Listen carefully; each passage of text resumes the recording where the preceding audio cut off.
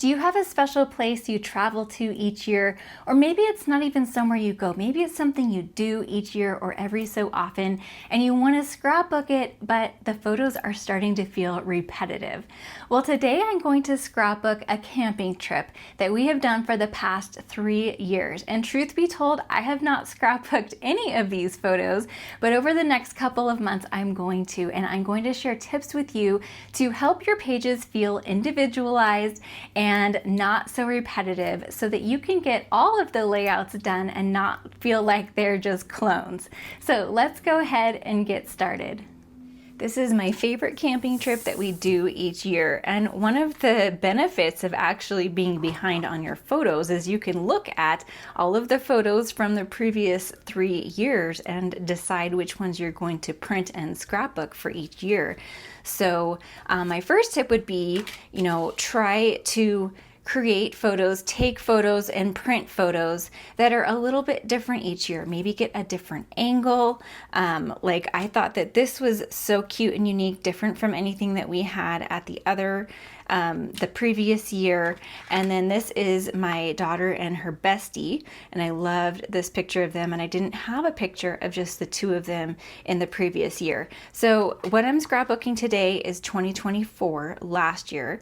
2023 was our first year doing this trip, and then we just got back from our 2025 trip about a month ago.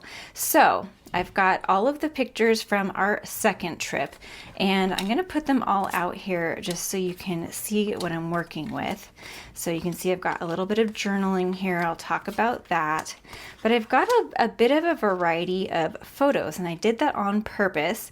So we've got some of the water, kind of a different angle of the water, got a close-up of my dog, my daughter and my dog, which is so cute. So just a variety to really capture every little aspect of our trip. So one of the things I noticed when I was going through my photos is that I didn't have a great angle, a great shot of the kids playing with the hammocks. And this has turned out to be a really big part of the trip. They spend hours and hours and hours in their little, it ends up being like a hammock city. And actually this year they got it up to 5 hammocks tall. And then this year they were talking about, oh, we should make it 5 hammocks tall again. And I'm like, wait a second, no, you only got it to 3 hammocks last year. I didn't take a picture of the 5 hammocks. So as much as, I don't necessarily walk over to where they're doing the hammocks, it's kind of like off a little ways from our campsite. So that's why I had this angle.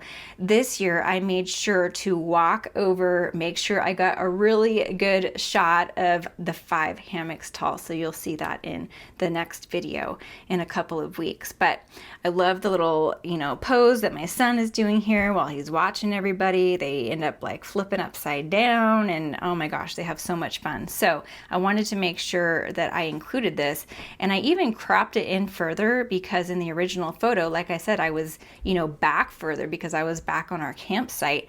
So it was kind of far off. So I cropped it to make it look, closer so you could see more details in the photo. So make sure you crop your photos in when appropriate. That is probably one of my number one tips that I have. I got this photo of my husband, just a candid shot. I did it in portrait mode, so it's got that fun, like, a little bit of a blur in the background, and he's really focused. I don't get a lot of photos of just my husband, and I just really liked this one. He's holding the dog lead that looks like it's going off this way, so the dog's probably over here running in the sand. He was probably running between the sand and the water and all of that.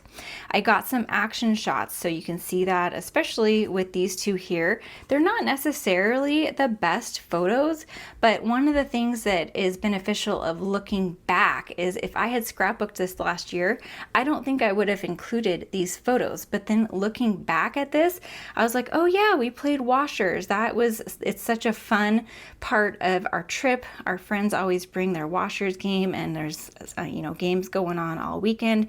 So this is an action shot of them throwing the washers. This one is, he wasn't with our trip this year, so this is the only photo I really had of him, and I wanted to make sure he was included. And you can see the dads throwing the football. This is my husband and my daughter's bestie's dad.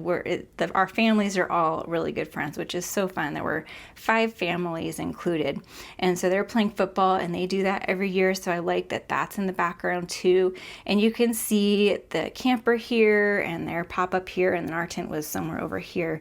I didn't get a good shot of it, but you just kind of see the background of stuff going on. And then since there's not a lot going on up here, and I already have a photo where you can see all of the trees really well here, I added my journaling here. And I did that in Canva, which is just the free version of Canva. I added a screened back black background to the text, so it's a little bit easier to read. And so this is going to be hidden in a flip flap for my journaling. So I think I'm going to do maybe something like this, probably stack these up and have a flip flap there, and then I'll add another flip flap, probably with these ones, maybe something like this. One of the other things I paid attention to was how many pictures I have of paddleboarding. So in the previous year, I have so many pictures of paddleboarding because it was our first time paddleboarding. And so I know that I'm going to have quite a few, probably won't include all of them, but I'll have quite a few in the prior year. So for this year, I wanted to make sure I represented it because it's a big part of the trip on the lake. This, by the way, is Lake Wellington in Bailey, Colorado. It is so gorgeous and amazing. But this was my son's, probably his first time going on the paddleboard on his own. You can see my dog following him, swimming in the water. They were really close to shore here. And then this one is my son with 2 of his friends there. And it's just a much different angle, much different scenery. So I wanted to make sure we saw the scenery of the trees in the background, and then the scenery of more the mountains and the sky in the background in this one. So I've got a variety of photos there. And then this is the only shot that I had of our tent. So I didn't get a picture of our, setting up the tent or anything like I try to get now, or of our camp, site all set up, but I got this cute close-up picture of our dog, and I want to be sure to include our dog because the very first year that we went was the last year with our previous dog. So this was his first trip, and since we lost our dog before, I do have photos of her on the trip, but I just want to make sure that I really document that the dog was there because they are very important parts of the family and a big part of the camping trip. So I want to make sure that he's documented. So I'm thinking I'm going to have some sort of arrangement like this, and then have the 2 larger photos over here, and then I'll move this down probably. I'm not sure if I'll have the title above or below. Maybe I'll do it below just for something a little bit fun, and then like maybe an embellishment cluster here and here, and then I can have a bigger one. I have space for a bigger one up here. So I've decided to bring in the Weekend Adventures paper pack. I actually have a scrapbooking kit, and so I've got some punch outs and sticker sheets as well, but look at how well these papers go. Now in the next video, I'm going to show you one of the ways to completely change the look of this basically same trip is with completely different papers. So make sure you're subscribed and stay tuned for that one so you don't miss it.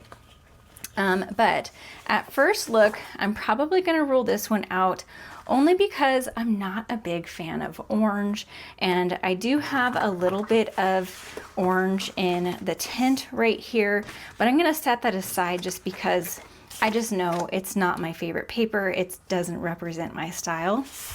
The black could go, but I don't have a ton of black in my photos. This could be a nice accent, but I think I want to stick more with the browns. So then that leaves me with these.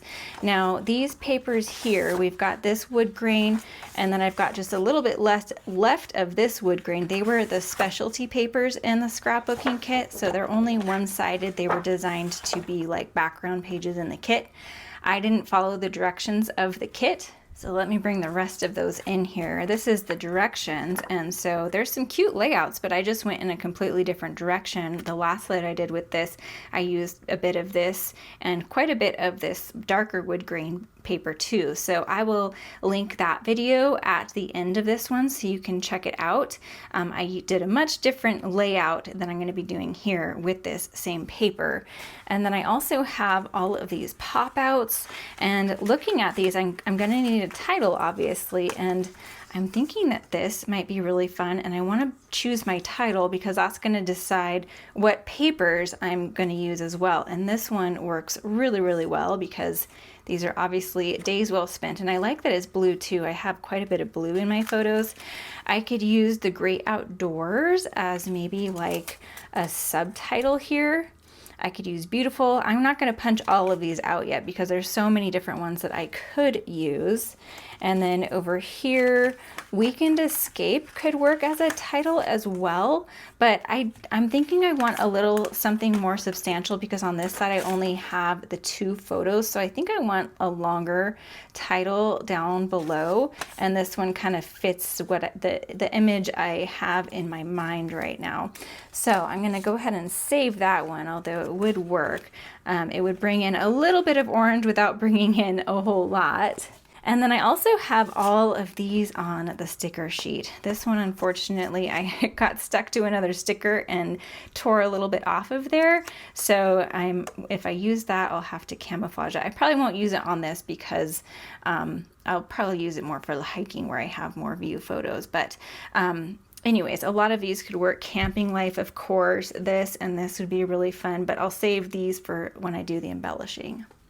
So since I pretty much have my title chosen, that is going to help me determine my papers. So if I have the title at the bottom, this paper would be a really nice balance to maybe have at the top.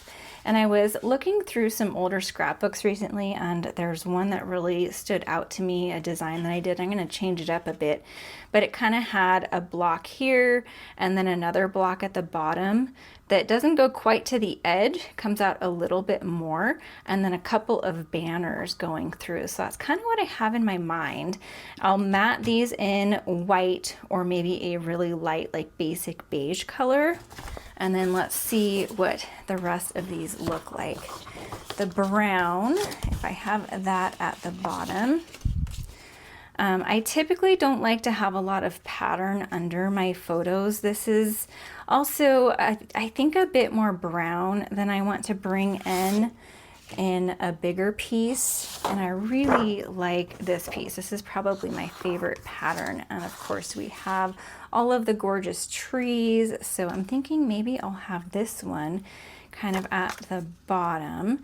And then when I come over here, these photos, of course, these are going to be in the flip-flops, but the ones that are up here I think have more green, which will balance the green paper at the bottom. And then I can still bring this in. Maybe this could be one of my banners that's going to go across like that. And then I need one more skinnier one. I could use one of these. Actually, that could be perfect because I've got a skinny piece here that was left from my previous layout. So that could be one of my skinny ones going across. Or I could go with the darker wood grain. So let's see what that would look like.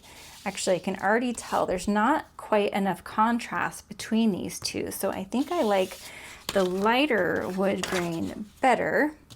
So I think that's looking good. I think I'm going to go ahead and cut these and commit. So I decided to play around a little bit more off camera, and I swapped these two, and I think I might like that a little better, especially since in the stickers we had that little blue mug and carafe, and those might be embellishments that I might put on here. So I think I like the blue better. And then I was debating between using a bright white background, or this is very vanilla. It's actually the light side of very vanilla. Even the vanilla has a dark side and a light side and is two-toned.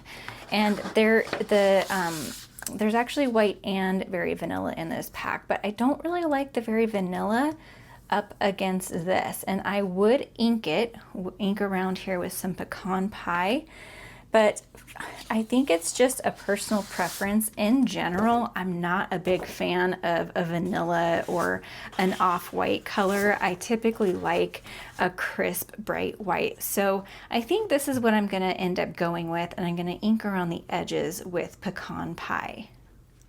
All right, so I have taken the pecan pie ink and a mini ink blending tool, and I have inked around all of these pieces over here. And hopefully you can see the difference, how just adding that light brown helps this color to pop off the white really nicely. I don't always ink around the edges, but especially when we have a light color on a light background, or say like this one here was a white background instead of tan with all of these icons, having that white background helps it to pop off of this white background too. So I did not ink on the insides here so that it looks like a cohesive double page layout. So what I did was just take my ink blending tool and go around the edges so that you have that nice little border all the way around. I won't do this all on camera, but I just wanted to show you basically how to do it. You can go a straight perpendicular line like this and it makes your inking a little bit thinner, or the more you tilt your ink blending tool, the more ink you're going to have. So if I went more like this, you would see more of that border there. And then of course, the harder you go, the more ink you'll get on. So just play around with it. I do find it easiest to hold your paper and hold your tool so that you can get some good leverage. So I'm just going to go ahead and go around 3 edges on all of these sides. And one thing I also wanted to notice is when I put the dovetail in these two, you have to make sure that if it's a directional paper, you're putting it in the right side. So I actually cut both of these at the same time. And when I cut them, you know, of course they're like this, they were one right after the other, and it was actually the back of this paper. So I only had to cut into one piece for both of these strips. So I had to make sure I flipped this around so that they are going to be oriented correctly. And then I notched both of them at the same time by just cutting up the middle and then cutting in from the 2 sides. For a layout like this where the strips go all the way across the layout, I find it helpful to butt your pages up next to each other, and then you can very easily just line them up. So I did the top and bottom ones first, and I left a 1-inch border all the way around, and then I did the larger strip, and then I put the smaller skinny strip over. I like to overlap my pieces just a tiny little bit just to make sure there's no little seams showing at all. I prepared several die cuts here. This is a sneak peek at a new set coming September 3rd, Christmas Greenery. And this evergreen sprig is so good. It's nice and big, perfect for scrapbooking. And then I cut multiples of those in Mossy Meadow. And then this is another fun sprig as well. I cut several of those in Old Olive. And then here we have Scenic Adventure, which you've seen me use before. That's these dies here. That one I just pulled off actually goes with this other die set, which is a brand new one. Sneak peek coming soon. Another really fabulous set. And then these trees here are from that Scenic Adventures, which is the one that was already out. And I cut multiples of those also in Old Olive and Mossy Meadow. I'm going to do an inking treatment to these two to add a little bit of dimension and depth. So I'm going to get these all dry fit and in place and just kind of figure out where I want everything. And then I'll show you how I'm going to ink those up and just take them to the next level. I use sprig dies and tree dies like this so often that I cut more than I know I'm going to use here because I know I can always use them again. And that's a tip I have for you when you're cutting dies that you know you use a lot, especially sprigs, which you know they're going to be most of the time in colors of green. Cut multiples, and that way you will thank your future self that you already have them prepared and you don't have to stop and prepare them for your next layout where you want to use them. So I'm going to arrange them here in a visual triangle. That little cluster that's going to be on the bottom is going to be a very small cluster because I don't have a lot of space. So you can see that I hid most of that sprig, just a little bit's going to peek out. And then the two diagonal corners are going to be my larger clusters opposite each other. I'm mixing up the darker and the lighter greens to get a variety. And I'm also making sure to add multiple sizes. So we've got the sprigs, which are actually bigger than my trees, and then some bigger trees and smaller trees. And then I decided I needed a little something else and wanted to try to add some brown. So I found some pine cones. This set is brand new delicate pines and it is amazing, and it had a smaller pine cone. And then I dug in my stash and found this larger pine cone from my Close to My Heart dies. So those two sizes are going to be a perfect pair in my cluster. So I'm going to add 2 there and then 1 or 2 in each of the other clusters. I also stamped this wood slice stamp. This was an older set. It is retired now, but I stamped it in Espresso ink onto craft cardstock and cut that out as an extra little grounding spot. I felt like I needed a little something else behind this cluster, and I'm liking how that is looking, and I wanted it to kind of look like the title was coming out from the cluster. These little embellishments are from Hobby Lobby, and I wanted to have another little circular element over here, maybe a little more blue, since I have so much blue down in the other corner with the title. So I pulled out all of these different ones, and I'm fussing with these sprigs. They kind of stick together with all of those little pokey things sticking out. So I was having a little hard time with that. But this one right here has quite a bit of blue in it. And so I'm thinking that that looks good, and just going to kind of perfect my cluster here. I also like this wood slice here, but I think I have enough brown. I didn't want to add any more. Now I'm turning to those little punch outs in my sticker sheet, what I have left from my kit.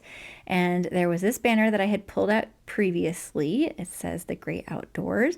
That little badge from Hobby Lobby also says The Great Outdoors, but there's other stuff on it too. And so I think it works well together. And I like that brown banner kind of covering that just a little bit, so it's like that circle badge is sticking out from it. I also like The Great Outdoors, how it is a banner and has a dovetail, because it kind of matches with those other dovetails that I have in my background paper.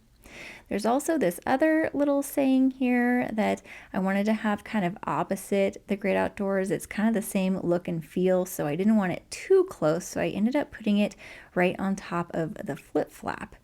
And then I've got the little blue camping pieces, what are they called? The camping mug and carafe, and then the camping life sticker. It was a little too long, but there was lots of blank space, so I just simply trimmed it down a little bit, and then that's gonna even out this little, dovetail banner cluster over here nicely. I'm liking how this is shaping up. I saw my friend Erin at Crafty Concepts with Erin cut out these little camping pieces from the round and square pieces that they were backed on, and I really like that look. It looks a lot better with my particular layout. I added one little pine cone to my small cluster down here, and I'm going to add a larger pine cone up to the top. And I think that this looks really, really cute. I'm so happy with it. Now at this point, I took a picture of where everything was so that I could get it back in place, because I'm going to take everything off and ink it up now. Now it might sound silly to take everything off once I got it on, but honestly, since I have the picture as reference, now that I know where everything goes, it's really easy to put it back in place once I'm done with the inking. And when I do ink, I like to set the pieces aside, not right on top of my layout, because this ink is pretty wet for a while, so I like to let it dry before I put it back on my layout. Otherwise, I end up with random ink spots all over. Ask me how I know. So that one, well, I did put it on there, but I kind of put it on the on that wood slice.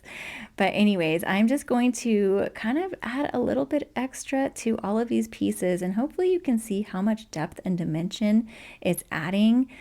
This one on the trees, I had used the darker ink first and then dipped it in the lighter ink. And I actually like how that turned out, but just be careful if that's not the look you're going for. If you start with a darker ink, make sure that you don't mix them or else get the excess off before you go back into the lighter ink. Of course, I couldn't leave without a few little finishing touches of bling, so I'm going to add these little shimmery gems in the navy blue to my layout. I had 87 photos in this photo album on my phone, and as you can see, I don't have anywhere near that many photos on my layout. I was able to get a lot of photos on my layout, especially with the flip-flaps, which by the way, I'm going to bring those back in to show you, but I don't feel the need to scrapbook every photo that I take, and I think that, again, is another huge tip to share, is especially with repeat trips, you don't need to scrapbook it all. So pick your favorites, pick the ones that best represent this particular trip or that are different from your previous trips, and scrapbook those. You want to spark the memories and be able to look back and smile at the good times that you had. All right, so here are the flip-flaps. Once I get them in the page protector, I will then put the flip-flaps right on top of the photos over the page protector. So they're going to stick to the page protector, and then you have this fun interactive feature. If you'd like to see still shots of this layout, be sure to follow me on Instagram, Facebook, and Pinterest. Those links are down below. And click the video on screen to see the other layout I made with this same kit. Thanks for watching and have a great day.